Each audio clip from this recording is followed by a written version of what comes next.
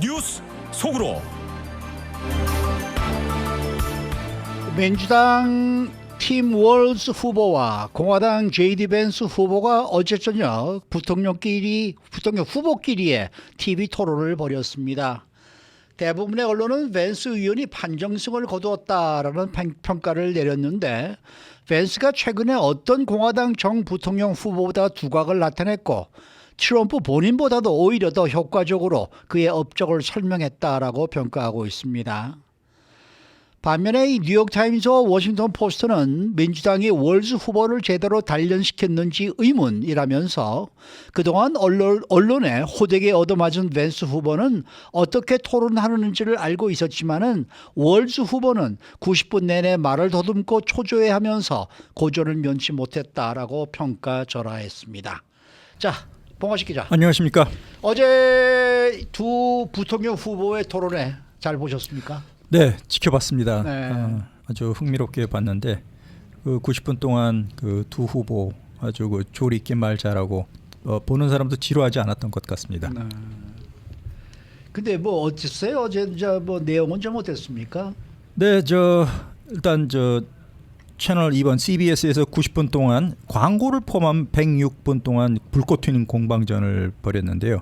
일단 어제 두 사람 그 둘 다 중부 출신이지만 월즈 후보는 네브라스카 시골, 그리고 벤스 후보는 오하이오주 소도시 출신, 중서부 흑수저 간 대결이라는 점에서 관심을 끌었는데, 중동전쟁 지금 갈수록 확산되고 있고요. 기후변화, 이민, 경제, 낙태권, 건강보험, 보육, 대선 불복 논란, 아주 그 첨예하게 대립을 했습니다. 그렇지만 상대방 말을 자르고 끼어들고 인신 비방을 하고 언성 높이는 그 대통령 후보끼리의 TV 토론에서 봤던 그런 장면은 그 볼썽사나운 모습이 나오지 않았습니다.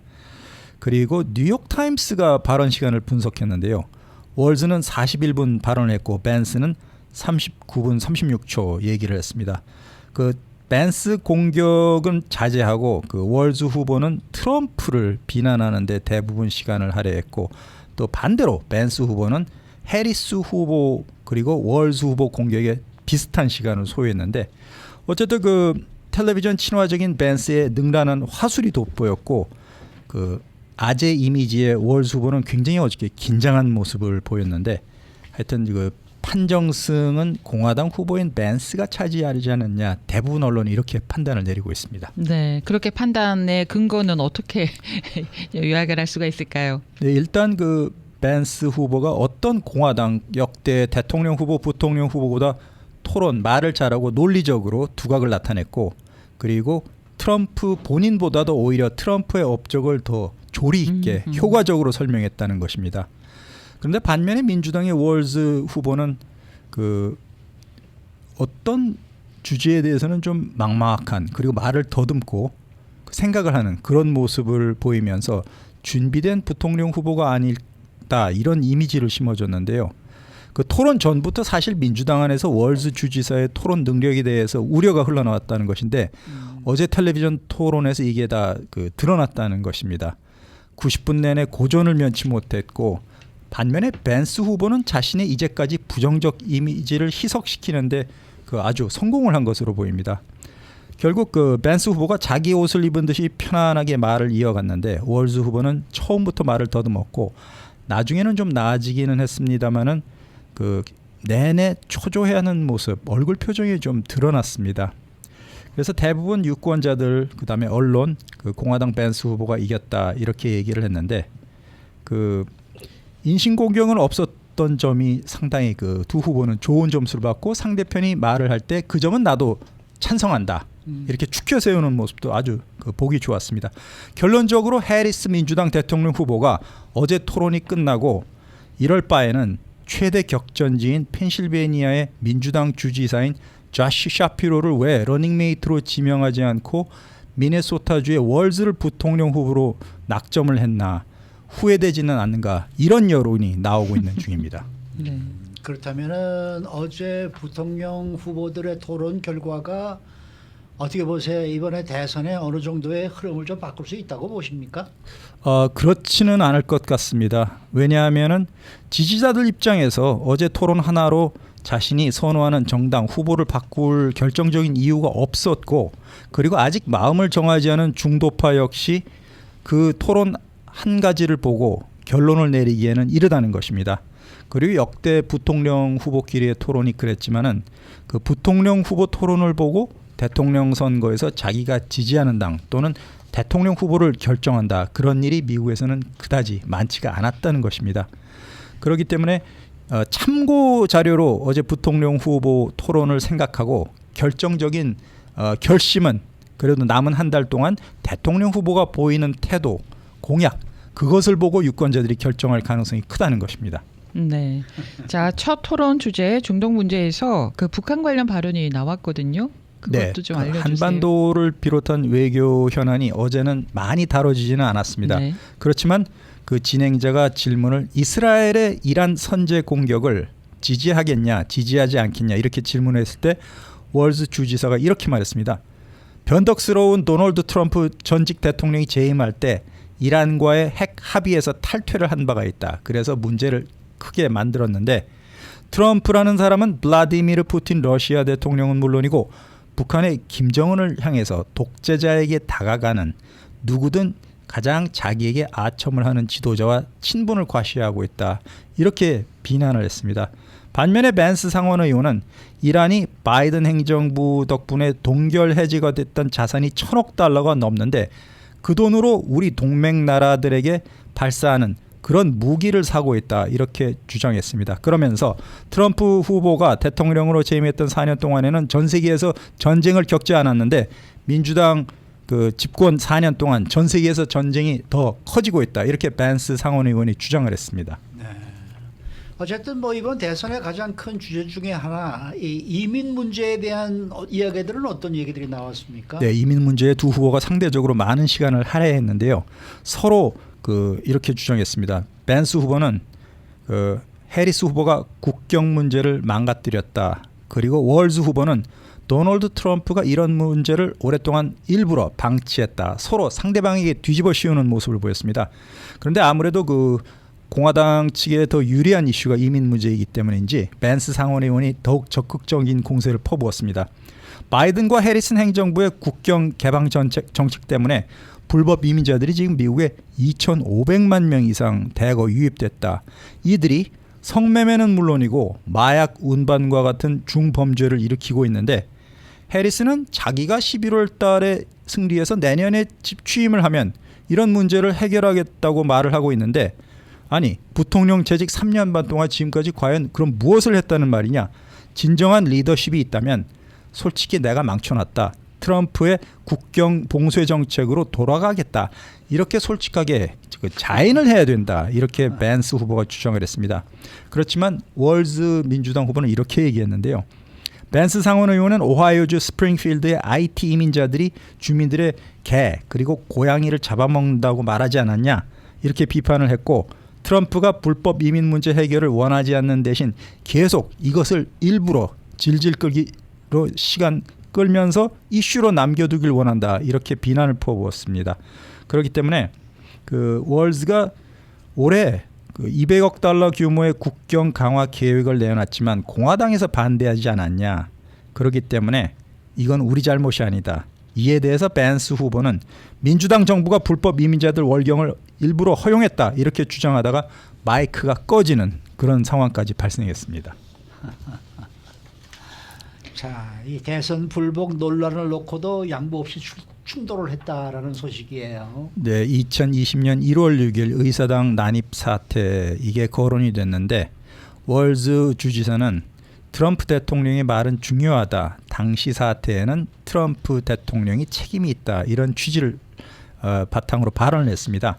그리고 선거가 끝나면 서로 악수를 해야 되는데 승자는 승자이고 패자는 패자다. 선거 불복 움직임은 중단돼야 되고 그 불복 움직임 때문에 미국이 지금 둘로 갈라졌다, 이렇게 얘기했습니다. 그런 반면에 벤스 의원은 대선 불복 역시 표현의 자유라는 측면에서 이해가 돼야 된다. 언제 트럼프가 폭동을 사주한 적이 있냐? 민주적으로 그 선거가 조작이 됐을 가능성을 거론했고 민주적으로 항의를 하고 시위를 해야지 의회에 난입해서 폭동을 일으켜라 그렇게 말한 적이 없었다. 그 모든 민주당이 그 대선 불복 관련 발언을 다 검열을 하려고 하는데 나는 미래에 대해서 얘기하겠다. 자꾸 과거에 1월 6일 의사당 난입 사태를 반복해서 말하기보다는 앞으로 미래에 대해서 미국 그리고 공화당이 어떤 정책을 추진해 나갈 것인가 그렇게 미래지향적인 일만 신경 쓰겠다. 이렇게 과거에 대해서는 입을 닫았습니다. 네, 총기 문제에 대해서는 어떤 얘기들이 나왔습니까? 벤스 후보가 민주당 후보가 남쪽 국경 보안을 완전히 방치했기 때문에 그 멕시코를 포함한 남쪽에서 대량의 외국산 불법 총기가 미국으로 엄청나게 많이 들어왔다 이렇게 주장을 했습니다. 그렇기 때문에 이미 미국 전국에 퍼진 그 수많은 불법 총기를 없애고 압수하고 치우는 것은 비현실적인 문제가 되고 말았다 이렇게 지적을 했는데요. 그 대신 앞으로는 우리 아이들을 위해서도 학교를 안전하게 만들어야 되기 때문에 앞으로 총기 규제 그리고 안전에 더 신경을 써야 된다 이렇게 말했고 월수 후보 역시 이 점에서는 그 의견을 같이 했습니다. 앞으로 총기 규제 강화 신분을 확인하고 그 총기가 이렇게 무자비하게 마구잡이로 유통되는 일이 없도록 정부 차원에서 규제를 해야 된다 이렇게 강조했습니다. 자, 이제 대통령 후보들로 이제 넘어가서 트럼프 후보가 어제 이 CBS의 간판 시사 프로그램 60 Minute 여기에 인터뷰를 거부했다라는 그런 소식이 또 들어와 있습니다. 당초 CBS의 간판 시사 프로그램인 60분 60미닛에 출연을 해서 인터뷰를 하겠다고 오케이를 했는데 갑자기 최종적으로 불참을 통보하고 말았습니다. 이에 대해서 60미닛 60분 제작팀이 당초에는 두 사람 모두 해리스와 트럼프가 인터뷰 요청을 수락했는데 갑자기 트럼프 후보가 출연하지 않겠다 이렇게 알려왔다 이렇게 밝혔습니다. 이에 대해서 트럼프 캠프 측에서는 이렇게 해명했습니다. 원래 우리는 나갈 의향이 있었다. 제작팀이 그런데 방송시간 인터뷰와는 별개로 트럼프 후보의 발언을 따로 검증하는 팩트 체크를 하겠다 이렇게 무리한 요구를 해왔기 때문에 우리는 출연할 수 없다고 얘기하면서 이 인터뷰가 무산된 책임을 CBS 방송국 쪽으로 돌렸습니다. 그 CBS 채널 2의 60분 프로그램은 시사 프로그램 원조로 대통령 선거 때마다 그 특집 기획으로 시청자들에게 많은 인기를 끌고 있는 프로그램인데요. 한 가지 예로 바이든과 트럼프 인터뷰가 방영이 됐던 4년 전 대통령 선거 당시에는 그 1,740만 명의 많은 시청자가 이 60미닛 60분을 그 지켜봤고 트럼프의 불참 선언으로 CBS는 월요일 7일 황금 시간대인 동부 시간 기준으로 오후 8시 LA 시간으로 저녁 5시부터 해리스 부통령과의 인터뷰만 월요일 날 방영할 그런 예정입니다. 네. 자, 이스라엘과 이란의 갈등이 커지고 있고 중동 위기 확산이 지금 우려되고 있는 상황인데요. 이게 해리스 부통령에게 불리하게 작용할 것이다라는 전망이 많이 나오고 있습니다. 네, 그렇습니다. 민주당 정권이 지금 집권당이기 때문에 전 세계적으로 분쟁이 커지면 집권당의 책임이지 야당으로 전락한 트럼프에게 책임이 없다는 것이 유권자들의 시각입니다. 그렇기 때문에 그 파이낸셜 타임스는 이렇게 분석을 했는데요. 이스라엘을 겨냥한 이란의 대규모 미사일 공격 그리고 이스라엘의 보복이 그 계속 커지면 커질수록 트럼프 후보 공화당 측에 유리할 것이라고 평가했습니다. 중동 사태가 앞으로 그 확전이 되면은 기름값이 오르게 됩니다. 그렇게 되면 물가가 오르고 민주당과 해리스 부통령이 직격탄을 맞게 되는데 그 물가 특히 그 중에서도 기름값 유권자들이 집값과 더불어서 가장 민감하게 반응하는 의제인데 경합주 지역을 중심으로 지지율이 지금 박빙 접전을 벌이고 있는데 이런 변수들이 선거 결과를 가를 정도로 커진다는 것입니다. 그렇기 때문에 지금 미국의 중동 정책 엉망이 됐는데 지역 긴장이 고조될수록 미국을 위대하게 만들겠다는 트럼프 후보의 홍보가 힘을 얻고 그 바이든 행정부에서 부통령을 했던 해리스 후보가 국제 정세를 해결할 능력이 부족하구나 이런 이미지를 심어주게 될 것이라는 것입니다. 네, 수고 많으셨습니다. 봉화식 기자였습니다.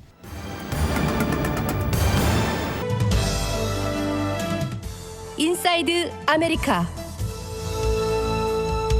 LA 지역의 이 세븐일레븐에서 떼강도 행각을 벌인 10대 청소년 여러 명이 체포가 됐다는 소식입니다. 그런데 그 부모들이 경찰에서 공개한 당시 범행 영상 속에 자신의 자녀들의 모습을 확인하고 직접 경찰에 신고한 데 따른 것이라는 소식입니다.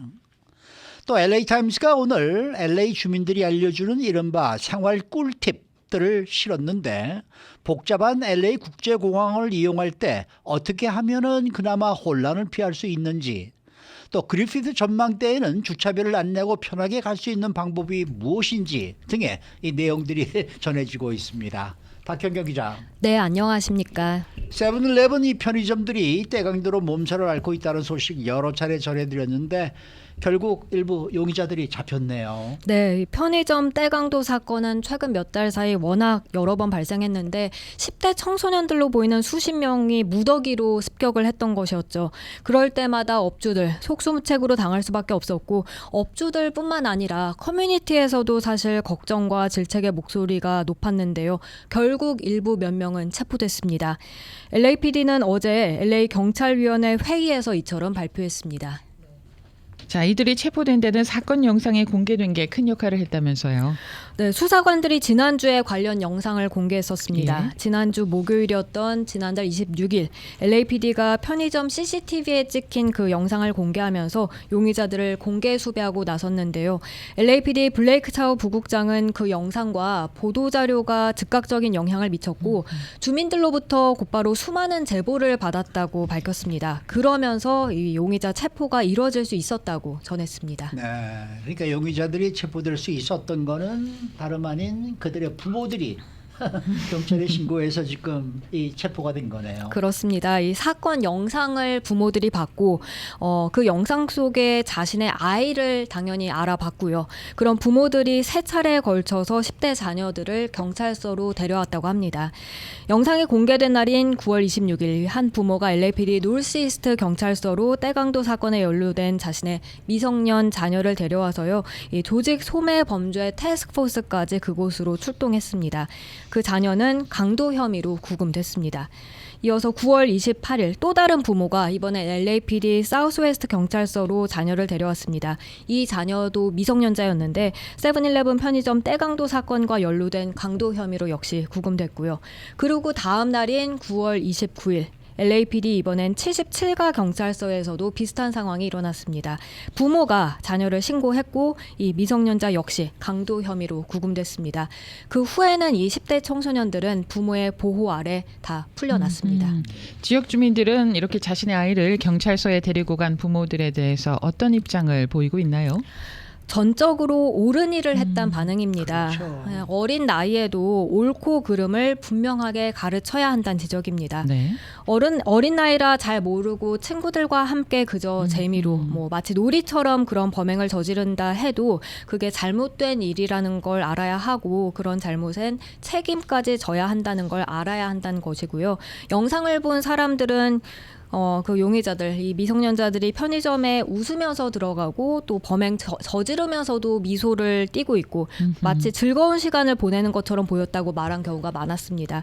그런데 어릴 때 그런 잘못을 막지 못한다면 나중에 더 큰 후회를 할 수 있다는 지적이 있고요. 아이가 크면서 자칫 걷잡을 수 없는 길까지 빠질 수 있기 때문입니다. 맞습니다. 이 부모는 사실 그 화면에서 자기 아이들을 이 얼굴을 발견하고 얼마나 속이 그럼요. 아팠겠어요. 그러면서도 그거를 신고를 해야 되겠다라는 결심을 했다는 거는 정말 엄청난 용기죠. 그럼요. 네. 그럼요.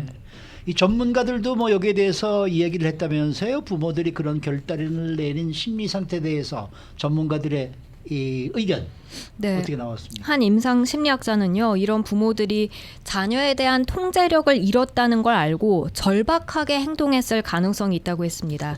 자녀가 자전거를 타고 그렇게 업소를 습격해서 물건을 훔쳤다는 건 부모가 자녀의 현재 상황, 상태를 제대로 파악하지 못하고 있다는 점을 잘 보여주고 있는 것이라고 설명했습니다.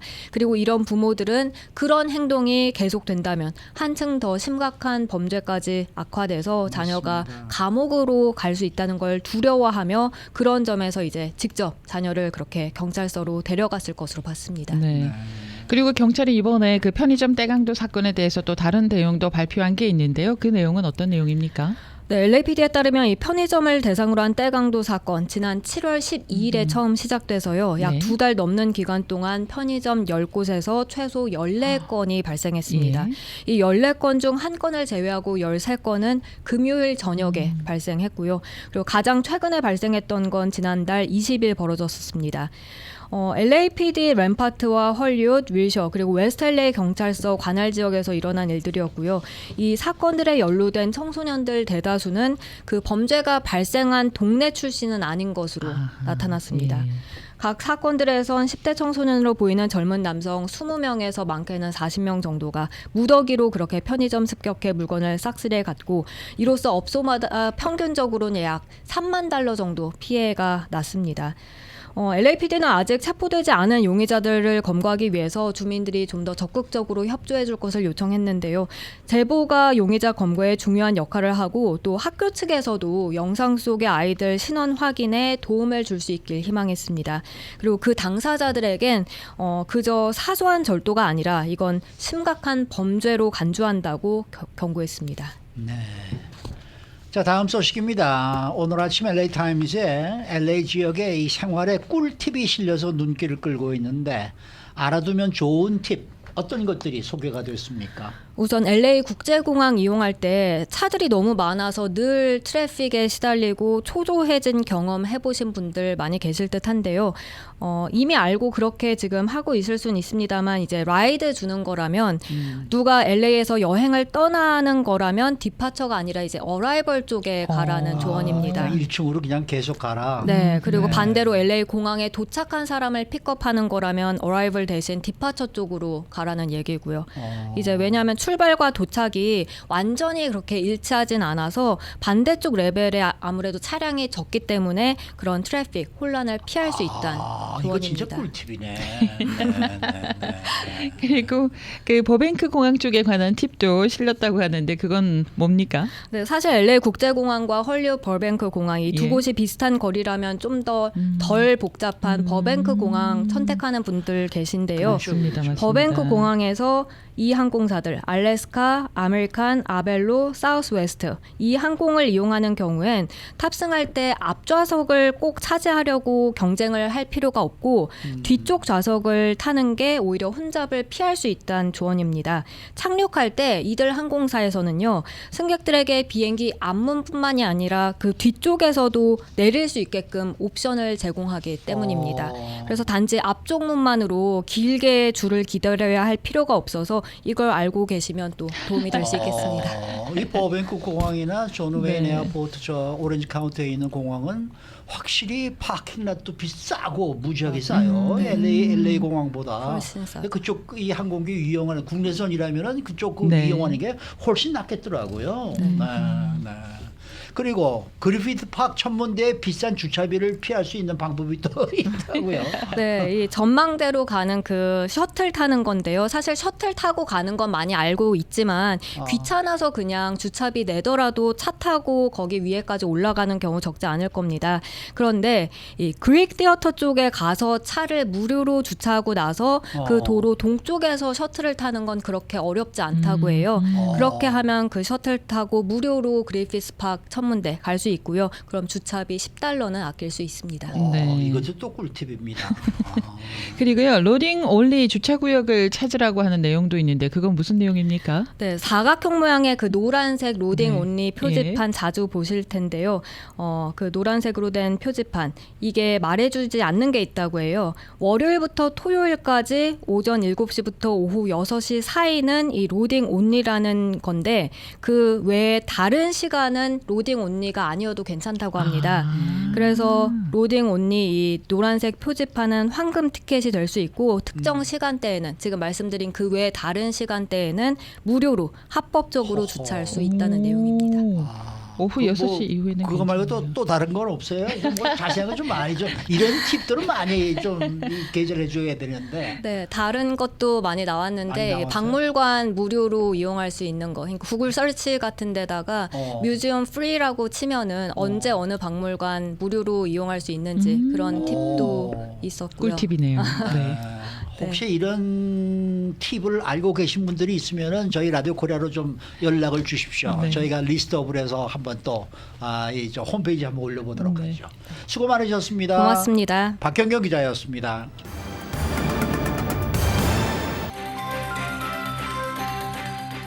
데일리 브리핑. 네, 한해민주당협회 스티브 강 이사장 나와 계십니다. 어서 오십시오. 안녕하세요. 네.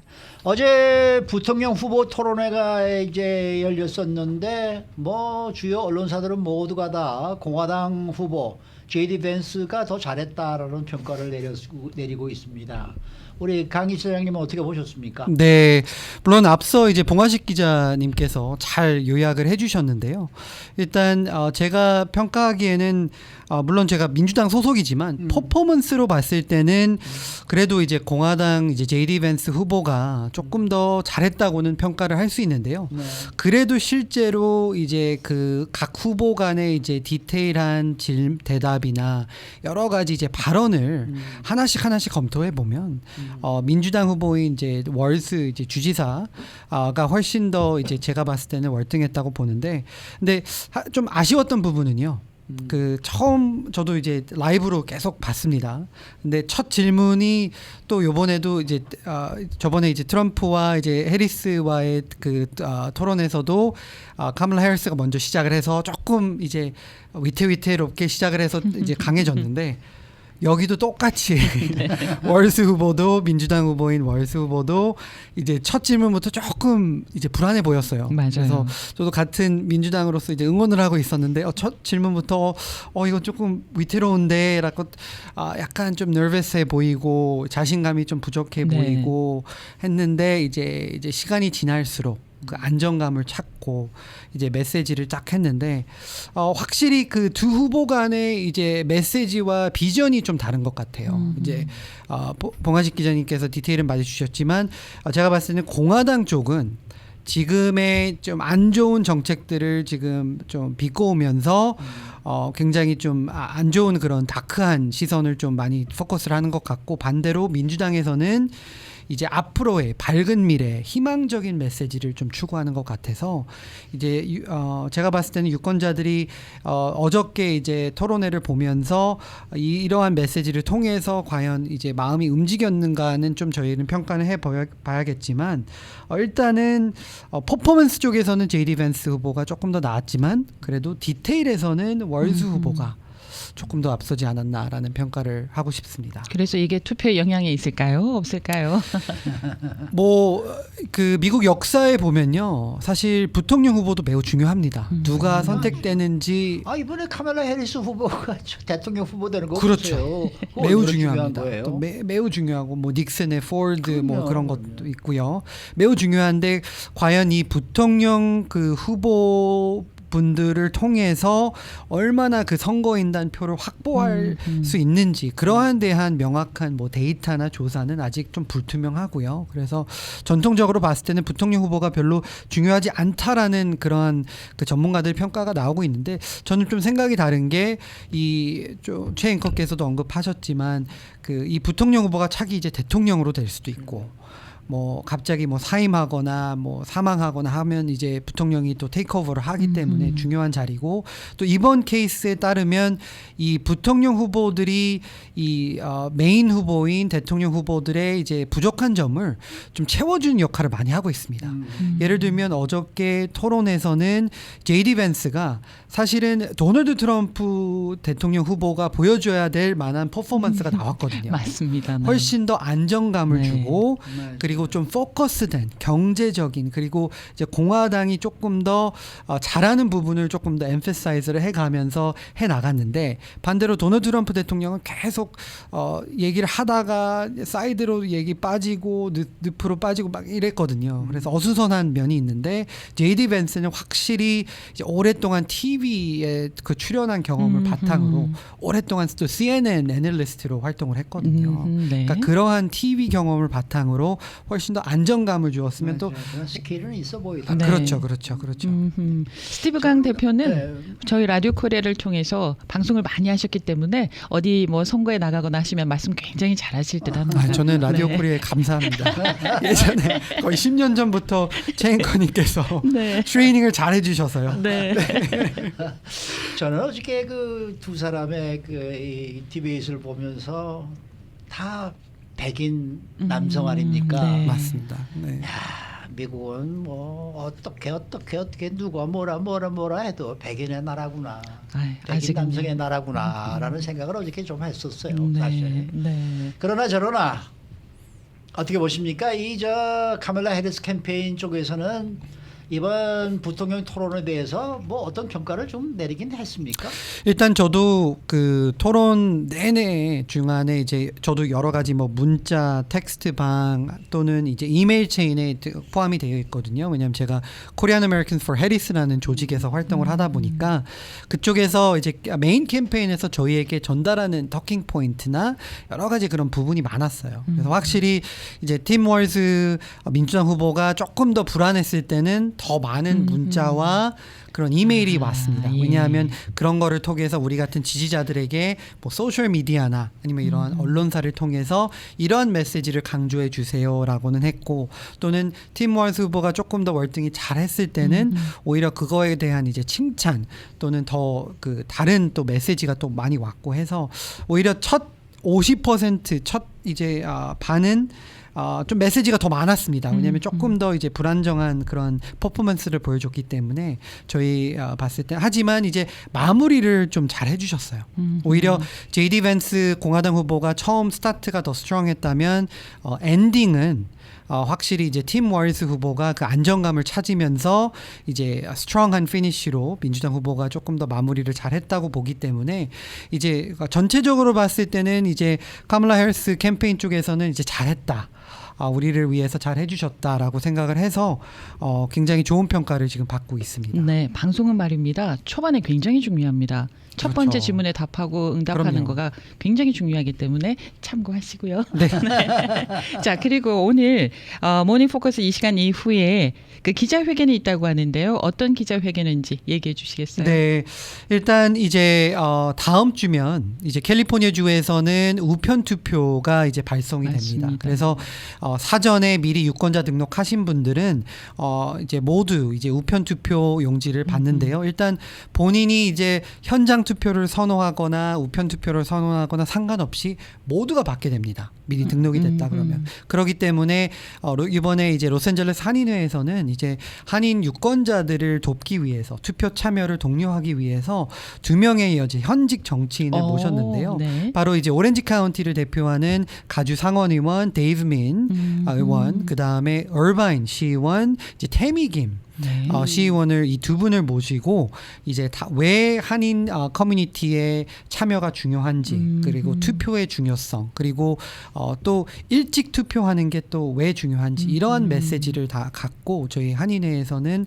이제 기자회견을 지금 준비하고 있거든요. 그래서 아마 모닝 포커스가 끝나자마자 저는 LA 한인회로 달려가서 이제 그 기자회견을 열어서 이제 다음 주부터 진행되는 이제 우편 투표를 사실 그 중요성을 좀 독려하려고 저희는 준비를 하고 있습니다. 지금 어떻게 보세요? 뭐 이번 선거가 별로 뭐 많이 남지도 않았습니다만은 대체적으로 한인 후보들이 지금 많이 나오고 있지 않습니까?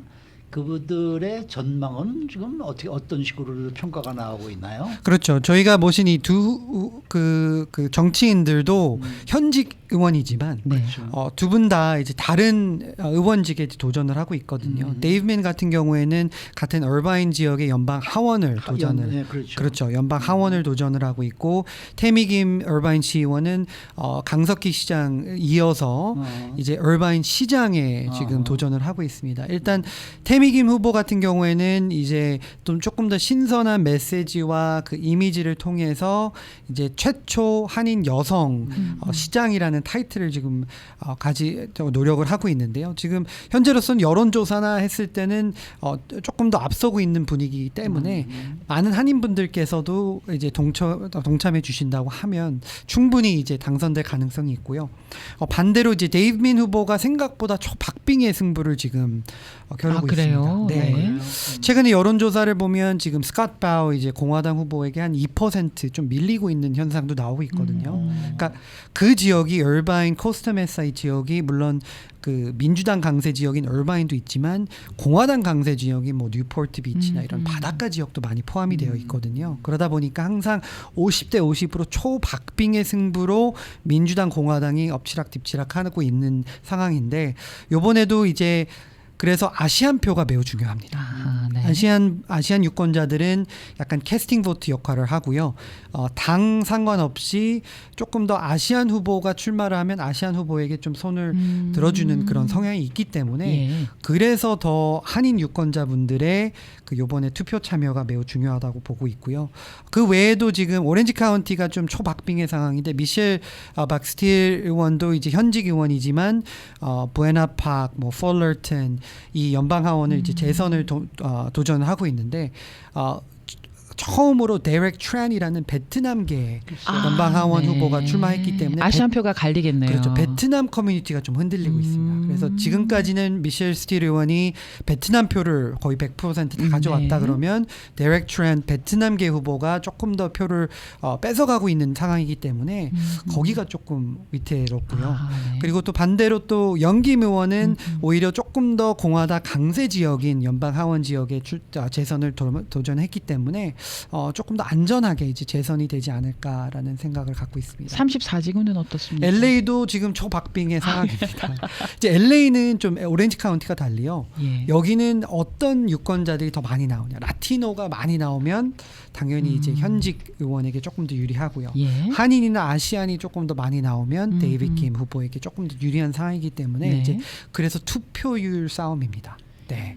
결국 그래도 투표네요. 요즘 TV 투표. 보고에 낮에 이렇게 TV를 보다 보면은 영김 의원이나 그 미셸 스틸 의원 또 민킴, 데이브 민 지금 도전하시는 분 뭐 다들 광고들이 자주 눈에 띄어요. 그럼요. 네, 네. 그래서 정말 열심히들 하고 계시구나 이런 생각이 드는데 꼭 이겨야죠 다들. 그럼요. 그럼요. 네, 네. 투표합시다. 네. 수고 많으셨습니다. 감사합니다. 네, 한인민주당 협회 스티브 강 이사장 함께했습니다.